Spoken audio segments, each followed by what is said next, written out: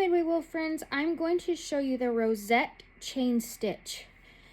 First, you're going to come up through the back of your wool to the front of the wool, and then you're going to go to the left and take a bite. Now this bite is how big your chain stitch is going to be. So if you want it to be big and long, then take a bigger bite. If you want it really tiny, then take a tiny bite. My thread is to the left of to the right of my needle. And then I'm going to take it over the top to the left and loop it around to make a twisted chain stitch. And then I'm going to give it a little tug. Then I'm going to take the back of my needle so it doesn't catch on my wool and go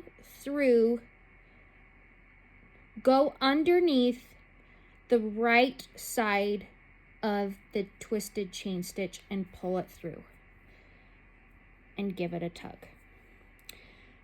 Again, I'm going to go to the left and take a bite, however big I want my chain stitch to be, and I'm not going to pull it all the way through, keeping my thread to the right of my needle. Then I'm going to take it over the top of my needle to the left and scoop it underneath my needle and pull it through to make a twisted chain stitch. Now I'm going to take the back of my needle and put it underneath the connecting stitch from the first stitch to the second stitch and give it a tug. So in Tech-tastic, I did detached rosette chain stitches. So I'm just going to make one tiny one and go right back down.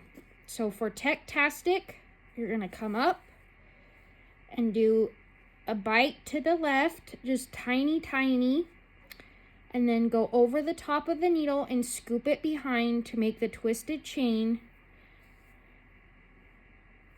and pull it tight so it's little, and then go underneath the right side of this stitch with the back of my needle so I'm not catching the back of the fabric and giving a tug and going right back down.